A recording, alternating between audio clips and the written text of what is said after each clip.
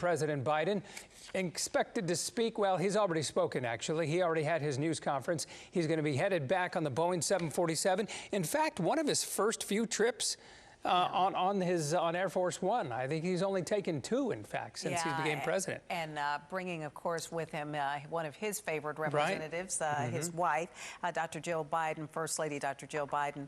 We're looking now at, I believe, live pictures on the left there. He is just getting ready to leave the site where they are giving out vaccine shots. On the right is a place he visited earlier today, and that is the Office of Emergency Management for Harris County.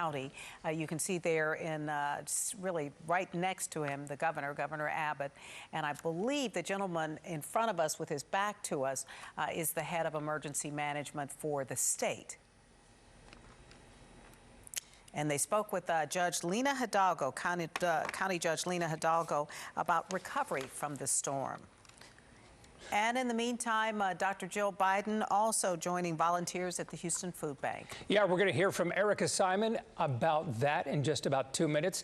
But President Biden had a lot to say, good words to say about the food bank. First, we're going to send it to reporter Stephen Romo, who is at NRG Park now, where the president is visited earlier today and expecting to leave there very soon. Stephen?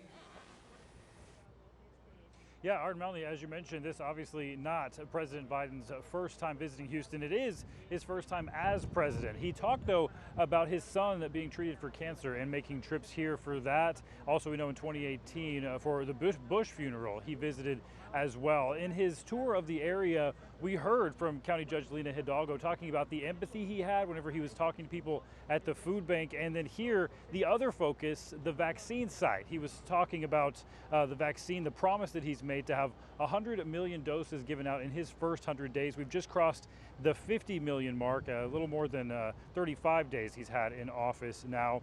He addressed quite a wide array of topics while he was speaking here. He focused, though, greatly on that vaccine effort.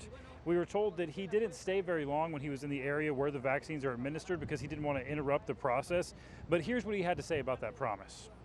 The more people get vaccinated, the faster we'll beat this pandemic. That's why one of my first steps and my first goals as president was to announce that I was going to get 100 million COVID vaccine shots administered in my first 100 days. Because of the people behind me and others, America is going to be the first in the country, perhaps the first in the world to get that done. Now we're waiting for the president. We're waiting for the president and the motorcade to leave here at NRG Stadium. You can see people are still gathered around those FEMA trailers. The 2 main focuses that he had on this visit were both addressing the power outages and the devastation caused by that winter storm last week, and also the vaccine site, the mega vaccine site we have here in Houston. Him encouraging everyone to go out and get that vaccine just as soon as you can. Looks like here we see the motorcade pulling off. We'll give you a view of that as they pull out of the area. You see lights on. It's hard to miss them as they all pass by in these dark colored SUVs as he pulls out of NRG, and we'll head back to Air Force One. We'll, of course, continue to bring you this coverage here and at ABC13.com. Reporting live, Stephen Romo, ABC 13 Eyewitness News.